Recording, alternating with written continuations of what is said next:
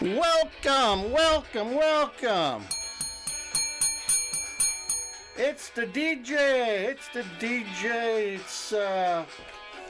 Need to get the goofy glasses out this morning.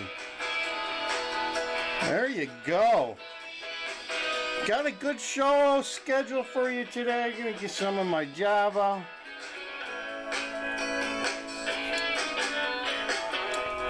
Crazy crime in Chicago today, and we're going to talk about the Bears. Bears' new stadium unveiled yesterday. We're going to give you the lowdown on where it's going and where it may not be going. That's the way things work in Chicago, folks. DJ Wonder Chrissy here for you. Migrant Mayhem on Land Cruiser Midwest. Like, share, and subscribe. Bringing you guys the news from Chicago on a daily basis. Cubs are doing well, though. Ring the bell for the Cubs. Yeah, got some guitars. We're going to get you going this morning. It's April 25th, 7 o'clock in the morning, and we're rocking and rolling here on Land Cruiser Midwest. Yeah. All right, let me bring the music down just a little bit.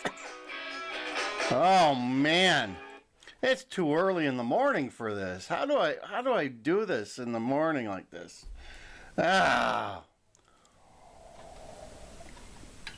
It's the coffee, folks. It is the coffee. Let me take these off. Let me get the videos ready to go. Just when you think that things can't get crazier in Chicago, it does. It does. It does. Let's start the show with. Let me get this set up here for you. Tell Illinois drivers about this. This is kind of what's coming for the. What's coming for the summer? So let me get this set up. This is craziness. But what would you expect in Chicago but craziness? Let's get this up and running. There it is.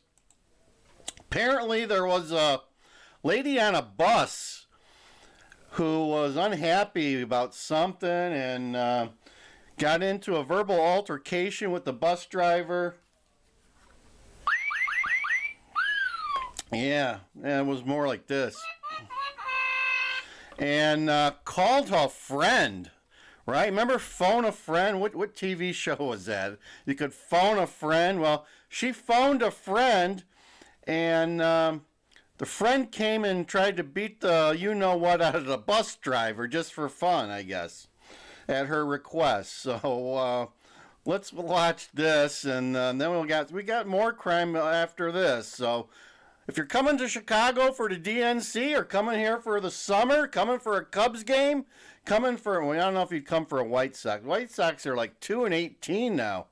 Their season's pretty much over at this point. But anyway, this is the craziness that goes on in Chicago, folks. On camera, but this is no ordinary scuffle. The head of the drivers union says this was targeted. Nothing's ordinary in Chicago. As we head into the summer. CBS 2's Jermont Terry is live in the control room showing us what happened. Jermont. Eric and Joe, kicks and punches were thrown over the weekend, leaving the CTA bus driver with cuts and bruises to his face and throughout his body, according to Chicago police. Yet the transit union boss questions why it took officers so long to help this driver. Boys, learn now! You are looking at a CTA bus driver fighting someone as passengers look on. The request of $2.50 to ride the bus triggered an altercation. Not by the guy $2.50 to ride the bus these days. who jumped on the bus more than 20 minutes earlier at Ford City Mall. She started going back and forth with the operator, to the point where she called another person, assumingly her boyfriend, to meet her to fight the operator. Now keep in mind, the 79th Street bus is CTA's busiest route. The bus traveled some 7 miles from Cicero all the way to Cottage Grove down 79th Street with this woman verbally threatening the driver. Keith Hill, the transit union president, says once the driver heard the woman calling for backup, he too radioed for police help. Nobody's coming.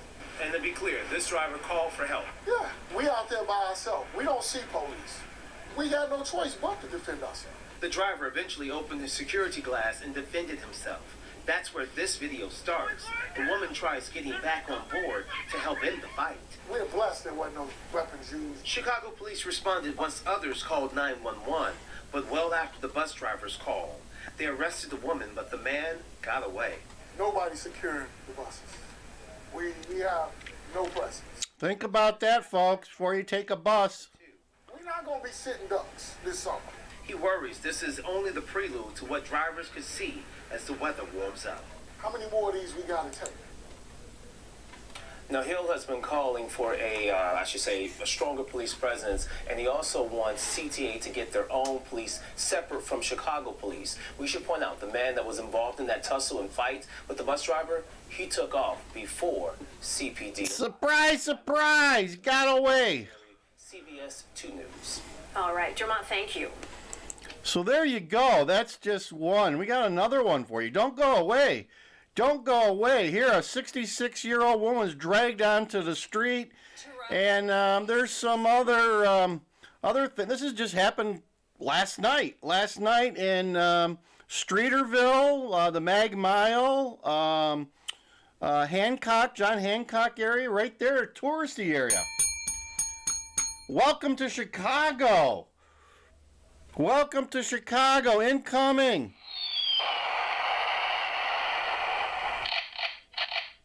Yeah.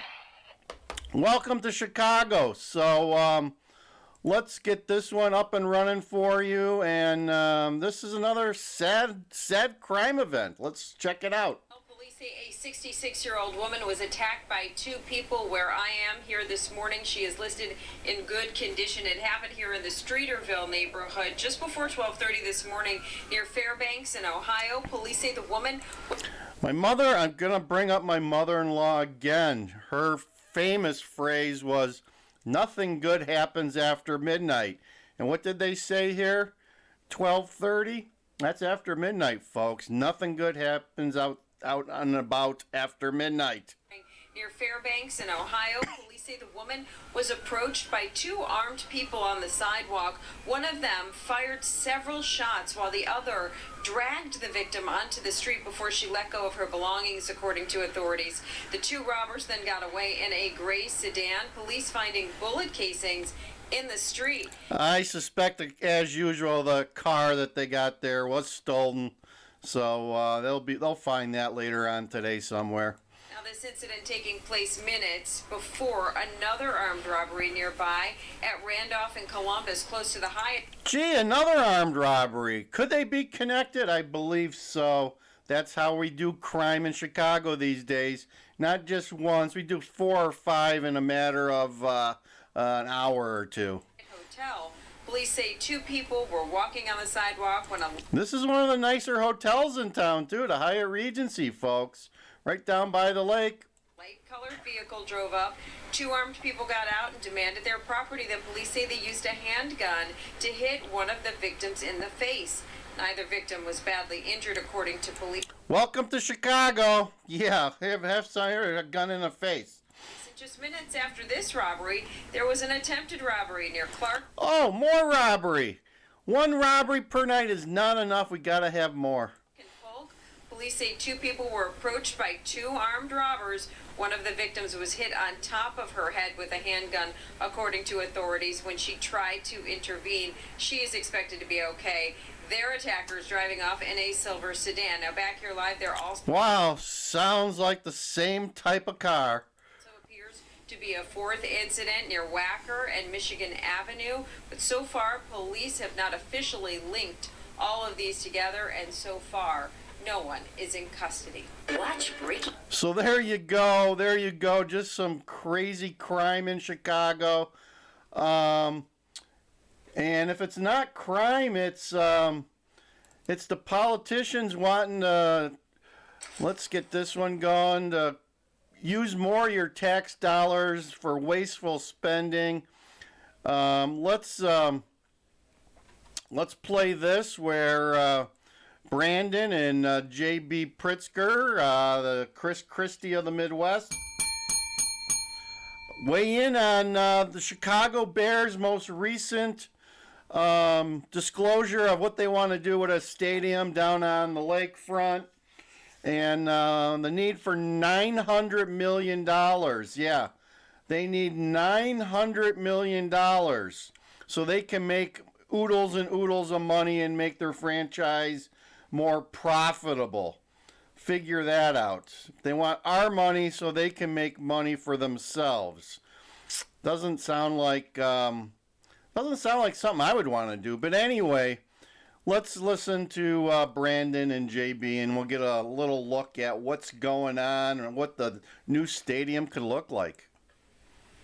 Are raising existing taxes or implementing any new taxes on the residents of the city of Chicago.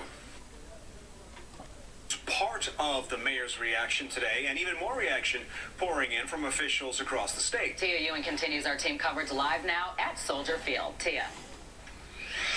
Well, what I can tell you is that reaction pouring into the Fox 32 newsroom has been mixed, with a majority of leaders remaining skeptical about the Bears' new stadium. Some going as far as to say, if the Bears are worth $6 billion, why don't they foot the bill?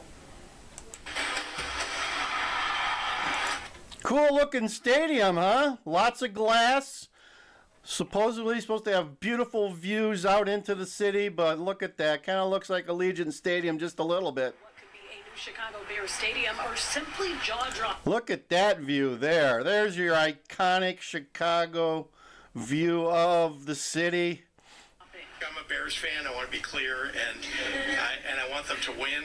But even Governor J.B. Pritzker isn't holding his breath on it coming to fruition. I just think that the taxpayers' dollars need to be protected. The Bears suggest that the existing 2% hotel tax for the ISFA could cover the $900 million they need from public funds, but haven't figured out where the $300 million for infrastructure will come from yet. They're still talking to the state and exploring different funding options. This is just plain wrong. Former Illinois Governor Pat Quinn believes the voters should decide on if a new stadium should even be partially paid for with taxpayer money. If they want to build a stadium, let them buy the land here in Chicago and build it with their own money. Similar to what was in the works in Arlington Heights. Here's the Arlington Heights property, 200 and some acres.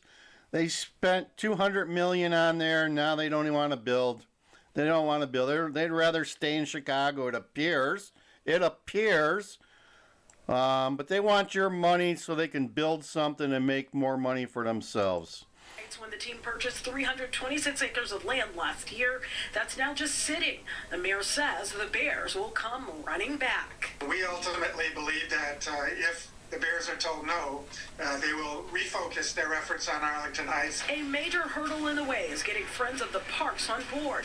They put out a 788-word statement, and here's some of it. Once again, Chicago taxpayers are being told what is good for them. The powerful and wealthy are demanding that our entire city stop and fast-track their plans to expand operations on the people's lakefront. We are all being asked to trust the process and accept that it will, in fact, be paradise. Paradise, folks, at your expense and utilizing your tax dollars. That's what paradise is. Well, as you know, this is a long road ahead before we can even get to the point of talking about construction. But I think this is an important note to point out. The Bears say that 43,000 jobs would be created for construction alone, and that does not include if this stadium is actually up and running. So all of that to keep in mind. Live tonight, right in front of Soldier Field, Tia Ewing, Fox 32, Chicago. So there you go. That's how things work in Chicago. The state legislature is only in session for another 30 days, and then they're off until later in the year sometime. So the Bears really want to get going on this. As usual, they're running low. They're running behind schedule, and every month counts, because they said for every year that they delay this, it's costing them an extra $100 million. So there you go. You know, the typical, this is right out of corporate America where, you know, a problem on my part makes it that it's a problem for you and you need to react real quickly because I now have a problem. That happened in corporate America all the time and really pissed me off when that happened. You always had people, oh, I got a problem because I didn't address this and now it's your problem and you got to take care of it for me. No. No. So the Bears are looking to get their stadium started, and it's gonna take some time. And one of the interesting things was the announcement yesterday. They had Brandon Johnson there, but JB Pritzker, Chris Christie of the Midwest was not invited. I'm not sure why not. But he was a little perturbed that he wasn't invited and appeared like he wasn't aware of the plans, but he probably was. And so they're starting off at fighting stance between him and Brandon. They need $300 million for the infrastructure. That's just for the gotta-haves. They really wanted like $1 billion for total infrastructure, but they'll said they'll work with $300 million if you can find it for them. And keep in mind, folks, this is just the Bears. The Chicago White Sox are talking about a stadium too, but they want it somewhere else in town. So now we're going to have two stadiums with sucking on taxpayer dollars for sure. Competing for labor, competing for money, competing for supplies. This is the craziness of Chicago politics. We couldn't put them together and make one nice stadium and save a little coin, right? We couldn't save a little coin.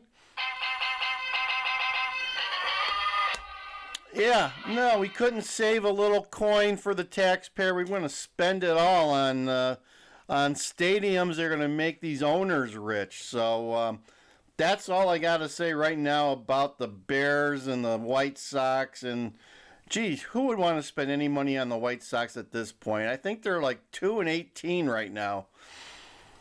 White Sox are going nowhere. They got rid of all their management and it shows this year. My gosh, wait for the ticket. I wonder how much they can discount tickets before people even decide to go see a White Sox game. As I said before, they're charging $10.50 for a beer at White Sox and Cubs Wrigley Field. Do you really want to spend that money to see some team lose every day? I guess now if you're a betting man and you're one of these sports bettors, the White Sox are probably pretty sure thing for you because they just continue to lose. That's all they do. They lose. 2-18. My gosh. They shouldn't even be a professional team at this point. So anyway, that's all I got for you today. Some more Chicago crime, some more politicians trying to steal our tax dollars.